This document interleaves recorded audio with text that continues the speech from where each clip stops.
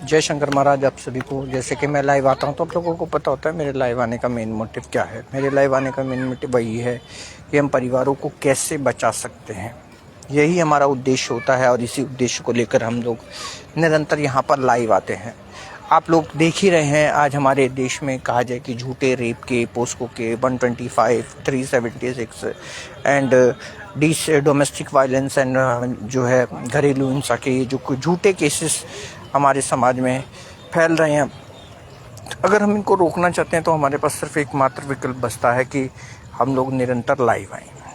हम लोग अपनी बातों को सरकार, प्रशासन, कानून तक पहुंचाने का सिर्फ एक माध्यम जो हमारे पास है वो है लाइव टेलीकास्ट।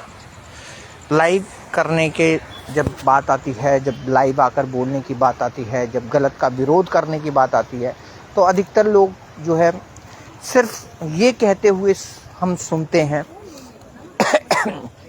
कि सरकार उनकी नहीं सुनती, प्रशासन उनका नहीं सुनता, कानून उनका नहीं सुनता। और उन सब को जवाब देने के लिए मेरे पास एक ही चीज़ होती है कि सरकार, प्रशासन, कानून तुम्हारी बात तब सुनेगा जब तुम्हारी बातों में दम होगा। अगर तुम्हारी बातों में दम नहीं है तो सरकार, प्रशासन, कानून तुम्हारी किसी भी बात को अनसुना करेगा। ये सबसे बड़ी बात है कि जिस तरह आप लोगों को पता होगा कि जब 2018 सितंबर में IPC 497 जो एक धारा थी शादी के बाद नाजायज संबंधों को अपराध की श्रेणी में रखने वाली, वो सुप्रीम कोर्ट द्वारा हटा दी गई थी।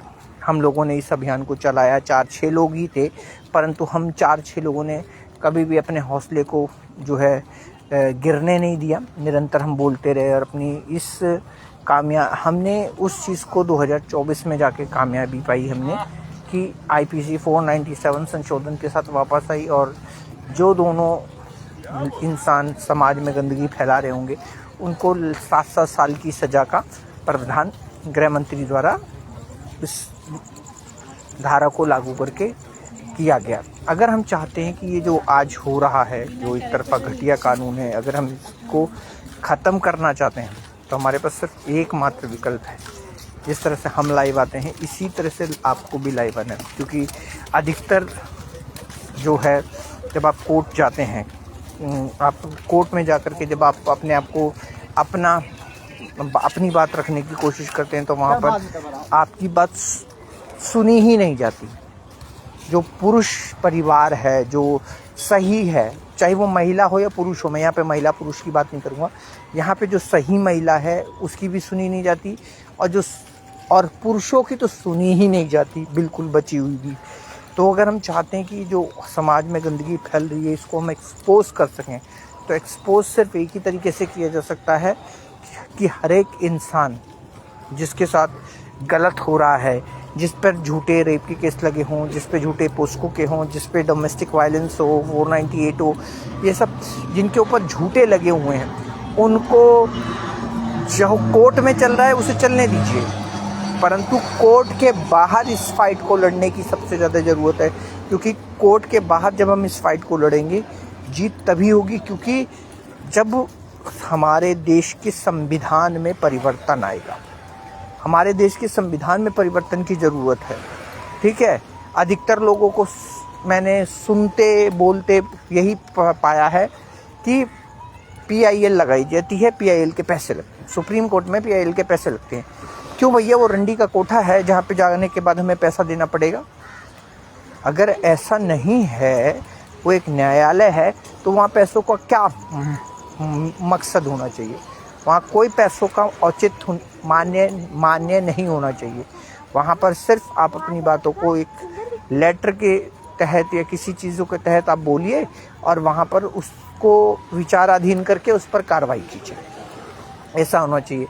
हम कहते हैं कि स्त्री पुरुष के हर केस में नार्को टेस्ट होनी चाहिए, ब्रेन मैपिंग होना चाहिए, पोलीग्राफी होनी चाहिए, परंतु बहुत सारे लोग ऐसे हैं जो ये कहते हैं कि अगर ऐसा है तो क्यों है।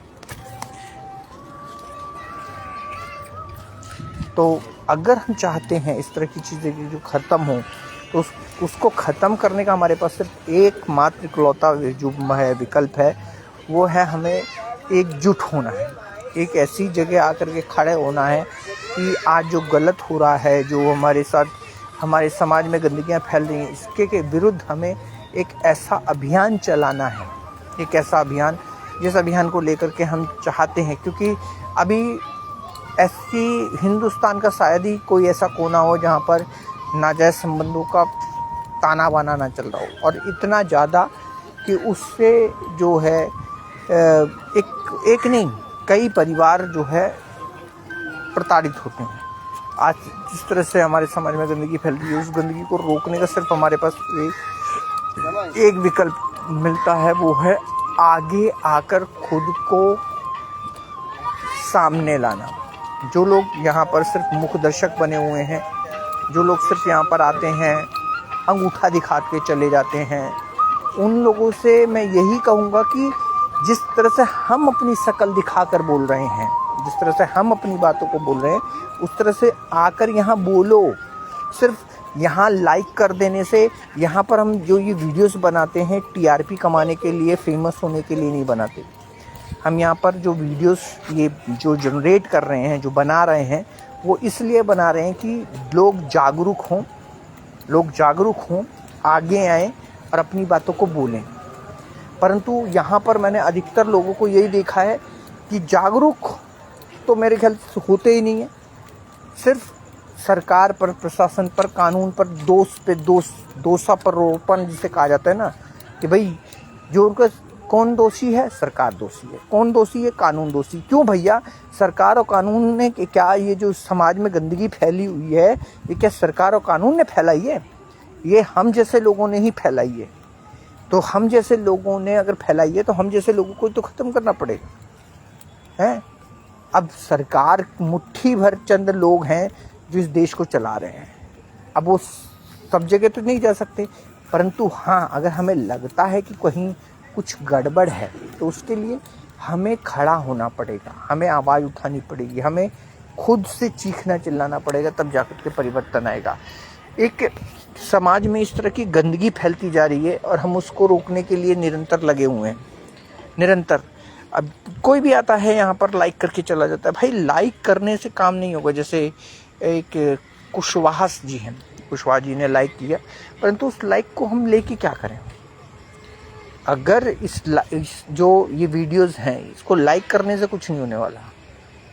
इस वीडियोस को लोगों तक पहुंचाने की ज़रूरत है, क्योंकि आज जिस तरह से फ्रीडम, आज़ादी के नाम पर क्या हो रहा है, मुझे बताने की शायद ज़रूरत नहीं। मुझे आज़ादी के नाम पर किस तरह की समाज में गंदगियाँ फैलाई जा रही हैं, मुझे शायद ज़्यादा बताने की ज़रूरत नहीं है।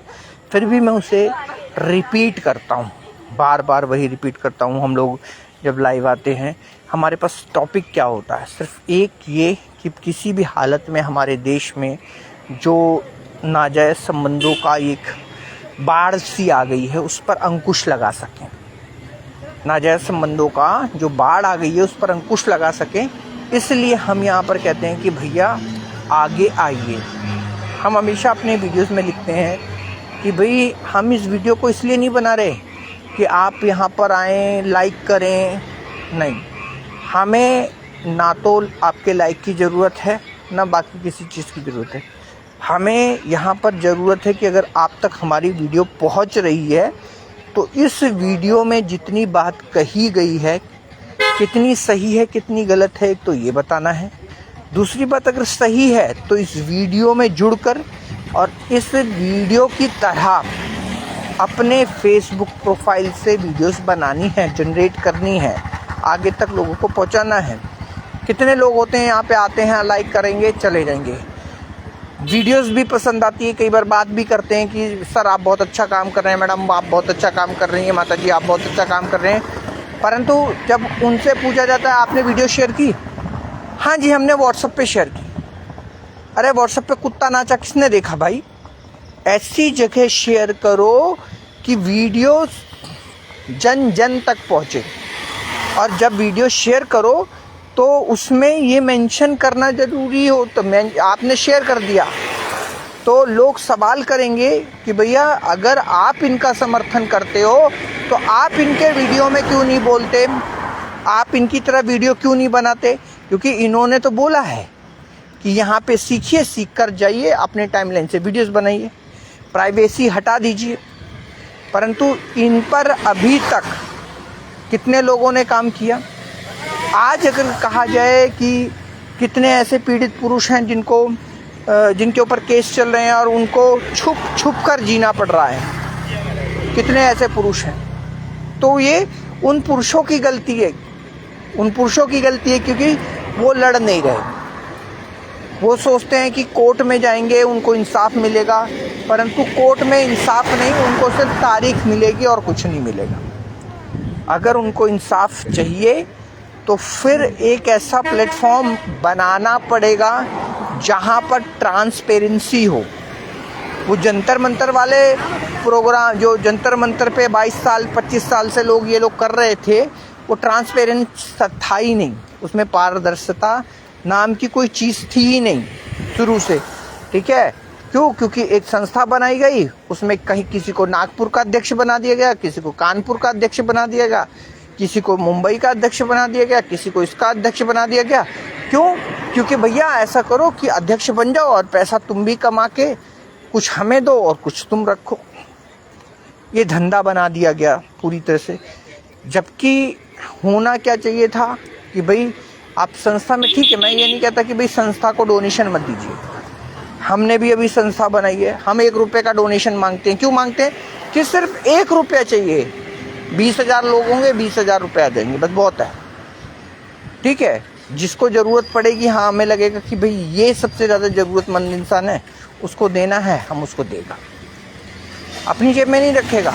अगर मुझे लगता है कि इसको देना है तो उसको देना है, उसको ज़रूरत है, उस पर खर्च किए जाएंगे, परंतु उस तरह से नहीं जैसे इन लोगों का सोचना है। ऐसे कितने लोग हैं जिन पर केस हुआ पड़ा है, उनके पास पैसा नहीं है। हम कोशिश ये करेंगे कि आने वाले समय में हम, क्योंकि जिस तरह से हम कहते हैं कि पारिवारिक न्यायालय में बाहर वाले का इंटरफेरेंस नहीं होना चाहिए। अब बाहर वाला कौन है? लड़की के माँ बाप, लड़के के माँ बाप, लड़की का परिवार, लड़के का परिवार और उनके वकील, इन सब का इंटरफेरेंस नहीं होना चाहिए। जो मियाँ बीवी आपस में, क्योंकि एक बंद कमरे में क्या हो रहा है वो एक पति और एक पत्नी के अलावा तीसरा कोई नहीं जानता। ऊपर वाला भगवान जानता है, परंतु वो आकर गवाही नहीं दे सकता। हमारी जो तरीके हैं, जो हम बोलते हैं, जो हम चाहते हैं कि भाई हर एक इंसान अपनी जिम्मेदारियों को, अपनी रिस्पॉन्सिबिलिटीज़ को लेना शुरू करे, परंतु हम क्या देखते हैं? मुख दर्शक बने हुए लोग हैं। निरंतर मुख दर्शकता देखी जा सकती है। जब कहा जाएगा कि आओ बोलो, कितने लोग अपनी मजबूरी का ढिंडोरा पीट रहे होते हैं। कुछ लोगों ने तो यहाँ तक कि कह दिया, अरे विशाल जी आप आज़ाद हो गए, ये हो गए। विशाल जी ना कल आज़ाद थे, ना आज आज़ाद हैं, ना कल आज़ाद रहेंगे। आज़ाद तो वो सिर्फ नाम से हैं, अपने विचारों से हैं। हम अपने नाम और विचारों से आज़ाद हैं। बाकी तो आज़ादी तो इस देश में तभी हमें मिलेगी जब भारत के संविधान में परिवर्तन आएगा। जब भारत के संविधान में परिवर्तन ला देंगे, आज़ादी तो हमें उस दिन मिलेगी। आज जो एक तरफा घटिया कानून है कि लड़की औरत का किसी के चक्कर चल रहा है, अपनी बेटी को आगे खड़ा करके पोस्को लगा दे, अगर बेटी नाबालिग है तो। और अगर बेटी बालिग है तो माँ के साथ भी रेप किया और बेटी के साथ भी रेप किया, डबल रेप का केस लग जाएगा। तो ये जो हो रहा है, ये सिर्फ इसीलिए तो हो रहा है कि जितने भी पीड़ित पुरुष और पीड़ित परिवार हैं, इनके मुंह से तो कुछ फूटता ही नहीं। इनके मुंह से कुछ भी नहीं फूटता, मुख दर्शक बने रहते हैं। आवाज़ उठाने की जगह सिर्फ इंतज़ार कर रहे होते हैं कि हम क्या करें। अरे भैया, जब तक आप मुख दर्शक बने रहोगे तब तक किसी भी तरह का परिवर्तन नहीं ला सकते हो। अरे परिवर्तन लाना है तो चिल्लाना पड़ेगा ना। भारत के संविधान में अगर कहीं कमी है तो हमें उस संविधान को आईना दिखाना पड़ेगा कि ये गड़बड़ है, यहाँ पर ये ट्रांसपेरेंट होना चाहिए। अब सुप्रीम कोर्ट में PIL लगाने के पैसे लगते हैं, याचिका दायर करने के पैसे लगते हैं, तो फिर बताइए कि फिर कैसे हम न्याय की उम्मीद करें? कैसे एक गरीब आदमी सुप्रीम कोर्ट तक जाके न्याय की उम्मीद करें? बताइए। जहाँ पर हर चीज़ पूरी तरह से फ्री होनी चाहिए वहाँ पर पैसा है। हम कहते हैं कि भाई होटल और खेतों में पकड़ी जाने वाली महिलाओं की भी शक्ल दिखाई जाए। आने वाले समय में ऐसा भी सुनने में आया है कि सरकार ऐसा कर देगी कि पुरुषों की भी शक्ल छुपा देगी, यानी गंदगी को और बढ़ा देगी। अभी जो गंदगी कम है उसको और बढ़ा देगी। अभी तो पुरुषों की शक्ल दिखाई जाती है, महिलाओं की छुपाई जाती है, परंतु हमारी डिमांड जिस तरह से लोगों तक स्प्लिट कर रही है, पहुंच रही है, इसी तरह से केंद्र सरकार, सुप्रीम कोर्ट तक भी हमारी ये मांग पहुंच रही है। तो सुनने में इस तरह का हमें आया है कि जल्दी सरकार इस तरह का एक फैसला लेगी कि जिस तरह से महिलाओं के ऊपर जो ये केसेस होते हैं और उनको महिलाओं की नाम और शक्ल छुपा दिए जाते हैं, इसी तरह से आने वाले समय में पुरुषों की भी नाम और शक्ल छुपा दिए जाएंगे। यानी अब गंदगी फैलाने के लिए दोनों को आज़ाद कर दिया जाएगा कि खूब मन लगाकर गंदगी फैलाइए, जितना फैला सकते हैं। जितना आप गंदगी फैलाएंगे उतना ही केस बढ़ेगा, उतना केस बढ़ेगा तो उतना पैसा सरकार को मिलेगा। यानी घर जो बचने का 1% चांस होता था एक समय में, कि 1%, 1.5% जो चांसेस होते थे घर बचने के, अब वो भी सरकार प्रशासन के द्वारा ख़त्म करने की तैयारी हो चुकी है। अब लोग क्या कहेंगे? लोगों का यही एक, कभी भी जब बातें होती हैं तो लोगों का एक ही चीज़ कहना होता है कि एक ना एक दिन पाप का घड़ा भरता है, एक ना एक दिन पाप का घड़ा भरता है। परंतु शायद वो लोग भूल जाते हैं कि ये कलयुग है, ये कलयुग है। इसमें पाप का घड़ा नहीं है, पाप का समंदर है जो कभी नहीं भरता है। समझ गए? ये कल युग है, काल का युग है। तो काल के युग में पाप का समंदर नहीं भरता। ठीक है? कलयुग की एक सबसे बड़ी खासियत है कि यहाँ हथियारों से जंग नहीं जीती जाएगी। यहाँ से एक समय के बाद एक राम नाम, हरि नाम, शिव नाम से ही जो है जंग को जीता जाएगा। अभी आने वाला समय ऐसा है कि आप छोटी मोटे वॉर देख रहे हैं, एक ऐसा वॉर शुरू होने वाला है जिसको कहते हैं थर्ड। एक ऐसा लोक, जैसे आप लोगों ने शैतानी लोग सुना होगा ना, शैतान, भूत, पिशाच, ये सब जो होते थे, इनका एक वॉर शुरू होगा इस कलयुग में। इनका जब वॉर शुरू होगा तब आपको पता लगेगा कि तब अस्त्र शस्त्र काम नहीं करेंगे, गोली, बंदूक, बारूद, परमाणु बम काम नहीं करेंगे। उस समय मंत्र शक्ति, नाम शक्ति ही काम करेगी।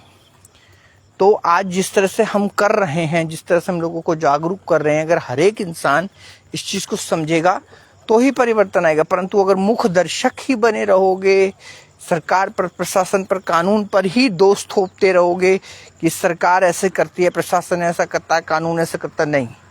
सरकार, प्रशासन, कानून कोशिश करता है कि जो गलत हो रहा है, जो खराब हो रहा है, उसको सुधारा जाए। परंतु अगर ऐसा नहीं होता है तो क्या किया जाता है ऑप्शन में, कि फिर हमें खड़ा होना पड़ता है। जैसे विशाल गौरव समान अधिकार आयोग खड़ा है, समा प्रवीण समान अधिकार आयोग खड़ा है। ये जो गलत हो रहा है उसके खिलाफ निरंतर आवाज़ उठाए जा रहे हैं। अगर हम इसी तरह से अपनी आवाज़ को और थोड़ा बुलंद करें, अगर जैसे आप खुद ही सोच लीजिए कि जब 497 हटाई गई थी तब हम कितने लोग बोलते थे? 5 लोग, 5 लोग, 6 लोग, 7 लोग, इससे ज़्यादा नहीं। ठीक है? आज भी हम मैं इस चीज़ की गारंटी लेता हूँ, 100% गारंटी लेता हूँ कि अगर वाकई में 498A, 125, 376 पोस्को जैसे ये जो केसेस हैं, जो महिलाओं द्वारा झूठे केसेस लगाए जाते हैं, अगर इन पर अंकुश लगाना है पूरी तरह से, तो उसके लिए सिर्फ एकमात्र विकल्प है कि जिस तरह से हम वीडियोस बना रहे हैं, इसी तरह से थोड़ा सा बेशर्म हो जाइए। अपनी शर्म, हया को छोड़कर भारत के संविधान के साथ सीधी टक्कर लेने की ज़रूरत है। समानता का जो ढोल पीटा जाता है, उस समानता के ढोल को सही तरीके से बजाने की ज़रूरत है, जिससे कि वाकई में हमारे जो देश और हमारे देश में जो संविधान है उसमें समानता लाई जा सके। ये सिर्फ दिखावे की समानता नहीं चाहिए, जो रियल समानता है आज उसकी ज़रूरत है। और रियल समानता तभी आएगी जब हम अपनी बातों को सरकार, प्रशासन, कानून तक पहुंचाने की निरंतर कोशिश करते रहेंगे। एक दिन के बोलने से काम नहीं होता, 4 लोगों के बोलने से काम नहीं होता। फिर भी हमने ये साबित किया कि 4 लोगों के बोलने से बहुत बड़ा परिवर्तन आया कि आज हमारे देश में शादी के बाद नाजायज संबंध जघन्य अपराध के रूप में है, और जो महिला और पुरुष इस तरह के रिश्तों में पकड़े जाएंगे उनको 7 साल की सजा है। तो ये सबसे बड़ी जीत है। ऐसा नहीं है कि जीत छोटी है, परंतु इसको लेकर के बहुत सारे पीड़ित पुरुष के ग्रुप वाले जो कहते हैं कि हम पुरुषों की लड़ाई लड़ते हैं, जो पुरुषों को इंसाफ दिलाने के लिए लड़ते हैं, वो कहते हैं कि जी पुरुष को तो फिर से फंसा दिया है। अरे पुरुष तो बहुत पहले कभी छूटा ही नहीं। पुरुष को कि जो रख देता हूँ, हमारी डिमांड है होटल और खेतों में पकड़ी जाने वाली महिलाओं की शक्ल दिखाई जाए, शाम के 6 बजे के बाद इनकी अरेस्टिंग हो, तलाक की वेबसाइट बने, जो महिला अपनी इच्छा से वेश्यावृत्ति करना चाहती है उसको लाइसेंस दिया जाए, स्त्री पुरुष के हर केस में narco test, brain mapping, polygraphy होनी चाहिए। सुप्रीम कोर्ट में जो PIL लगाई जाती है वो फ्री में लगाई जाए, उस पर कोई भी पैसा, कोई भी चार्जेस नहीं होने चाहिए। इससे और जितने भी हिंदुस्तान में जितने भी महिला थाने हैं उनकी सुनवाई सुप्रीम कोर्ट के अंडर में होनी चाहिए, खुले आसमान के नीचे होनी चाहिए, जंतर मंतर पर होनी चाहिए। एक तरह से कह लीजिए खुले आसमान के नीचे, कहीं भी हो खुले आसमान के नीचे हो, लाइव टेलीकास्ट के माध्यम से घर घर तक वो सुनवाई पहुंचाई जाए। बेगुनाह कोई फंसे नहीं और गुनहगार कोई बचे नहीं। जितने भी गुनहगार हैं उनको फांसी की सजा, सजाए मौत, काला पानी, गोली, एनकाउंटर, कुछ भी हो, परंतु बेगुनाह एक भी नहीं फंसना चाहिए। बेगुनाह के साथ कोई भी अन्याय, अत्याचार नहीं होना चाहिए। और वो तभी हो सकता है जब हर एक इंसान विशाल गौरव समान अधिकार आयोग और प्रवीण समान अधिकार आयोग की तरह अपनी आवाज़ को बुलंद करेगा। आप एक खुद सोचिए, शर्म आनी चाहिए आज के जनरेशन को जो 498A से प्रताड़ित है, 125 से प्रताड़ित है, DV से प्रताड़ित है, आपका 376 रेप और पोस्को के केसेस से प्रताड़ित है, परंतु वो बोलता नहीं है। एक क्षमा प्रवेश आंटी जी हैं जो मेरे ख्याल से सीनियर सिटीजन हो चुकी हैं, 60-65 प्लस हो चुकी हैं, फिर भी लाइव आकर अपनी बातों को निरंतर कहती हैं। किसके लिए कहती हैं भाई? कि आने वाली जनरेशन सुखी हो सके, आने वाली जनरेशन सुरक्षित हो सके, आने वाली जनरेशन को सेफ और सुरक्षित रखने के लिए वो महिला अपने पर ध्यान नहीं देती। मैं सल्यूट करूंगा ऐसी माता जी को कि जो कहते हैं कि इतना डेडिकेशन के साथ अपनी बातों को सरकार के, इस प्रशासन के सामने रखने की कोशिश करती हैं, और उन्हें बहुत सारी चीज़ों का सामना भी करना पड़ा, परंतु यही मैं कहूँगा कि बाबा महादेव ऊपर वाला ज़रूर उनका साथ दे, और जिस अभियान को लेकर वो चल रही हैं उसमें उनको पूरी तरह से कामयाबी मिले।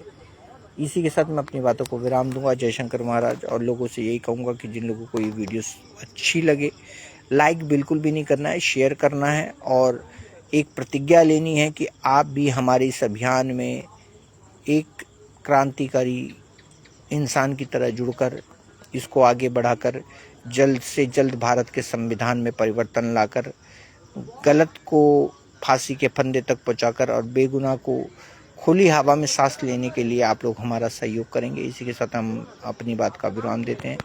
जय शंकर।